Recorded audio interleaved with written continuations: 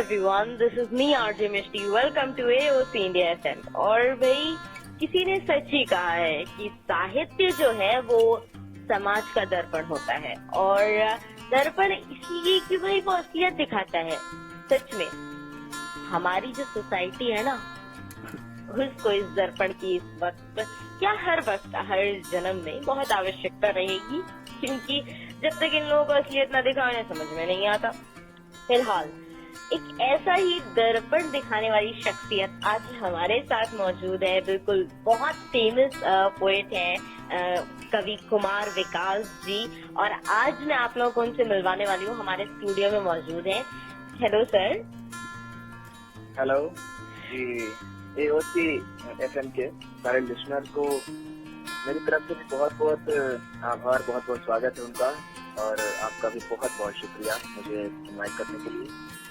Sir हम लोग बहुत एक्साइटेड थे जब से पता चला था कि आप स्टूडियो आएंगे और आपका इंटरव्यू लेने का मौका मिलेगा। यहाँ सब बहुत एक्साइटेड हैं। तो चलिए फिर हम बिना बिल्कुल भी टाइम वेस्ट किए हम सीधे इंटरव्यू पर ही आते हैं। ओके सर, तो मैं पहला क्वेश्चन जो आपसे पूछना चाह रही थी वो ये पूछना चाह रही थी कि कविताओं से ये जो आपका अटूट सा रिश्ता है ये कैसे जुड़ा?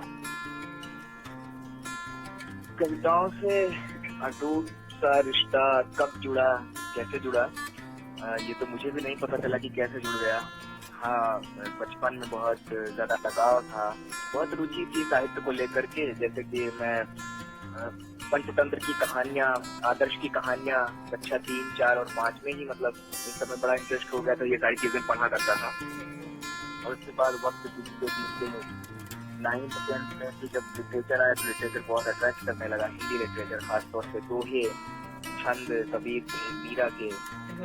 और उसके बाद फिर इंटर तक आते आते मुझे गजलें, ये सारी चीजें बहुत पसंद हो गई। जगजीत साहब, मेहंदी हसन, गुलाम अली साहब। फिर मैंने कोशिश की, अखबार में कविताएं निकलती थी, आर्टिकल निकलती थी, तो मैंने कोशिश की एक आध कुछ लिखने की। तो फिर एक प्रोग्राम भी, संयोग से प्रोग्राम हुआ, वहाँ से लोगों ने काफी सराहा, बुलाना शुरू कर दिया। तो ऐसे ही बस सफर निकल पड़ा। फिर पता चल गया कि अपना जो क्षेत्र है, अपनी जो मंजिल है, शायद इसी में कहीं न कहीं। मतलब कैसे पता, फिल्मी सी एक कहानी है। मतलब सही बात है, लोग कहते हैं ना कि फिल्मों की कहानियां हमारी जिंदगी से निकलती हैं। बिल्कुल सर की कहानी सुन के मुझे समझ में आ गया, फिल्मों की कहानियां जिंदगी से ही निकलती हैं। खैर सर, मैं दूसरा क्वेश्चन जो आपसे पूछना चाहूंगी वो ये कि जैसे कि मैं आपको देख पा रही हूँ, आपकी एज काफी कम है और इस वक्त में लोग बड़ी बड़ी मल्टीनेशनल कंपनी ज्वाइन करने की, अच्छी जॉब करने के सपने देखते हैं। ऐसे में साहित्य की तरफ रुझान, इसकी कोई खास वजह? जहाँ तक देखिए मल्टीनेशनल कंपनी का सवाल है, उसमें जॉब करने का सपना देखना, तो ये सपना देखना हमें सिखाता कौन है? हमारा समाज सिखाता है, और हमारे मतलब आसपास के लोग, आसपास के दोस्त जब वो सपना देख रहे हैं तो हम भी उसी चीज का सपना देखें, ये जरूरी नहीं। खुशकिस्मती से हमारे पास एक दिमाग है, हमारा खुद का विवेक है, तो क्या सपना देखना है और कैसे सपना देखना है ये हम खुद तय करेंगे। मतलब कि मल्टीनेशनल कंपनी का ही मुझे सपना देखना है या मुझे मेडिकल और इंजीनियरिंग का ही सपना देखना है, ये जरूरी नहीं। तो सपना देखना हमारे हाथ में है, पूरा करना तो नहीं है, लेकिन कम से कम सपने तो हम देख सकते हैं बड़े। मुझे लगता है कि इंसान को सपने देखने चाहिए और ट्रैक से हट के देखने चाहिए। सही बात है, बिल्कुल सही कहा सर ने। जरूरी नहीं जो सब सोचते हैं वही हम भी सोचते हैं, आप कुछ अलग करेंगे तभी तो कुछ अलग बनेंगे। खैर सर, थर्ड क्वेश्चन मैं जो आपसे पूछना चाह रही थी वो ये कि एज अ पोएट आज आप एस्टैब्लिश हो चुके हैं, मगर इस राह में आपको बड़ी सारी मुश्किलें आई होंगी, तो किस तरह सामना किया आपने? जहाँ तक देखिए एस्टैब्लिश होने की बात है तो मनुष्य को खुद से सेटिस्फाई तो कभी नहीं होना चाहिए, और मुझे बिल्कुल नहीं लगता कि मैं बहुत ज्यादा एस्टैब्लिश हूँ। एकदम से प्रयासरत हूँ और संघर्ष जारी है। लेकिन हाँ, ये है मुश्किलें क्या आई होंगी। मुश्किलें सबसे बड़ी ये होती है कि जब भी आप कुछ ट्रैक से हटके कुछ काम करते हैं, क्योंकि आप तो समाज आपको बर्दाश्त नहीं कर पाता है। मतलब कि उसको लगता है कि नहीं, इसको तो दुकान खोल के बैठना चाहिए, इसको तो बड़ा सा बिजनेस करना चाहिए, इसको तो मतलब यूनिवर्सिटी से डिग्री लेकर इसको कहीं मल्टीनेशनल कंपनी में जैसे कि जॉब करना चाहिए। ये अलग क्यों कर रहा है, कि बर्बाद क्यों हो रहा है? दरअसल वो समाज जो है वो अपने आप को सांत्वना देता है कि वो कहीं ना कहीं गलत ना साबित हो जाए।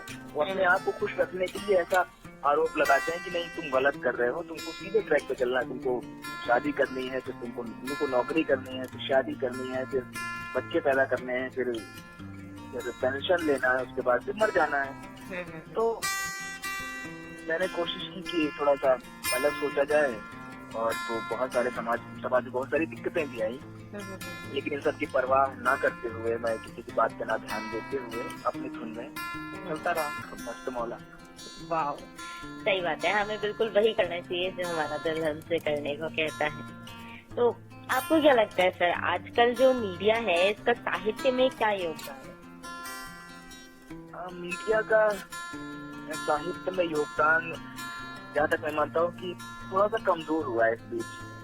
पहले की अपेक्षा मीडिया थोड़ा सा कमजोर हुआ है, थोड़ा सा कमजोर, अच्छे साहित्य को सामने लाने में थोड़ा कमजोर हुआ है, क्योंकि मुझे लगता है कि मीडिया में जो लोग हैं वो समझ नहीं पा रहे हैं कि क्या चीजें श्रोताओं तक, दर्शकों तक क्या चीजें पहुंचनी चाहिए।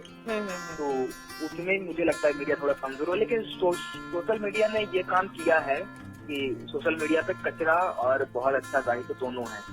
तो जो अच्छे पाठक हैं, अच्छे सुनने वाले हैं, वो तय कर लेते हैं कि भाई हम इसमें से कचरे में से कुछ अच्छा छाट ले रहे हैं। और सोशल मीडिया के कारण जो है वो एक क्रांति टाइप की भी है, बहुत हुई है शायरी गजलों में बोलता हूँ। बिल्कुल सही बात है सर। अच्छा सर, तो आप अपनी लिखी हुई, जैसे कि मैंने सुना है कि आप जो है श्रृंगार रस यानी कि लव पोएट्रीज बहुत अच्छी अच्छी लिखते हैं। सर अपना लिखा हुआ कोई एक शेर हमारे लिसनर्स को सुनाइए। हाँ जी, जो उम्र है वही तो करेंगे ना, अभी तो उम्र में ये बस जो है वो तो हो ही नहीं पाता। सही बात।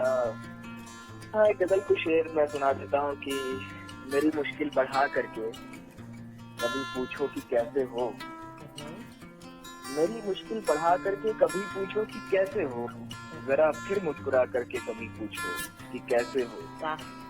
तुम्हारे फोन में एक नाम अब तक सेव ही होगा, तुम्हारे फोन में एक नाम अब तक सेव ही होगा, वही नंबर मिला करके कभी पूछो कि कैसे हो। क्या बात है। जहाँ पर एक दिन तुमने हमारा हाथ छोड़ा था, उसी कैफे में आकर के कभी पूछो कि कैसे हो। मोहब्बत में नहीं चलती है खुददारी मेरे यारा, ना अपनी गिरा करके कभी पूछो कि कैसे। क्या बात है, क्या बात है। मतलब सर आप जब पढ़ रहे थे ना लाइन्स में, आपके चेहरे को देख पा रही थी, कितना सुकून था, है ना। सच में किसी ने सही कहा है कि आप जब वो करते हैं जो आपको करना पसंद है तो एक अलग ही सुकून होता है। जी बिल्कुल। अच्छा सर, तो आप हमारे लिसनर्स को, हमारे श्रोताओं को क्या संदेश देना चाहेंगे लिटरेचर के लिए? लिटरेचर के लिए मैं बस इतना संदेश देना चाहूंगा, राहत इंदौरी साहब का एक शेर है कि रवायतों की सफेद तोड़ कर बढ़ो वरना जो तुमसे आगे हैं वो रास्ता नहीं देंगे। तो बिल्कुल से आप एकदम अपना अलग ट्रैक बनाइए, अलग सपने देखिए, और किसी की तरह होने की कोशिश मत करिए कि हम किसी बड़े कवि या बड़े शायर से प्रभावित होकर कभी लिखने की कोशिश मत करिए। एक अपनी शैली बनाइए, एक अपनी पहचान बनाइए। बस मैं इतना सा संदेश दूंगा। सफलता मिलेगी, देर से मिलेगी, थोड़ा वक्त लग सकता है, लेकिन जरूर मिलेगी। कितना पॉजिटिव संदेश दिया है सर ने हम सबको कि भाई जरूरी नहीं कि आपको तुरंत सफलता मिल जाए, थोड़ा देर से ही सही मगर जरूर मिलेगी। तो सर जैसा कि सब लोग जानते हैं कि भाई आरजे मिष्टी जो है बहुत फेमस है लोगों की सॉन्ग रिक्वेस्ट पूरी करने में, तो फिर आप हमारे लिसनर्स को आज कौन सा गाना सुनवाना चाहेंगे?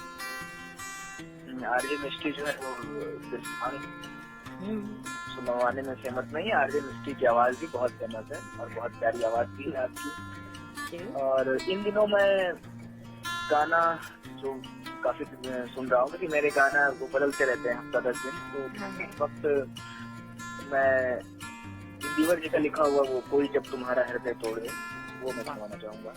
मतलब सर की चॉइस भी ना एकदम क्लासी है, मतलब कितना बढ़िया गाना चूज किया। खैर सर से आपको बता देना चाहती हूँ कि जो सर है जो हमारे साथ बैठे हुए इस समय स्टूडियो में, एकदम क्लासी चॉइस है और बड़ा अच्छा गाना इन्होंने चूज किया है। मैं मतलब बहुत पर्सनली खुश हुई सॉन्ग चॉइस से, क्योंकि मुझे भी ये सॉन्ग काफी पसंद है। फिलहाल आप लोगों को मैं ये गाना सुनवाती हूँ और अब पलट कर जब गाने के उस पार आऊंगी तो मैं आप लोगों को बताऊंगी कि और मुझे आज सर यहाँ स्टूडियो से क्या क्या सिखा कर जाने वाले हैं। फिलहाल के लिए ये गाना सुनिए।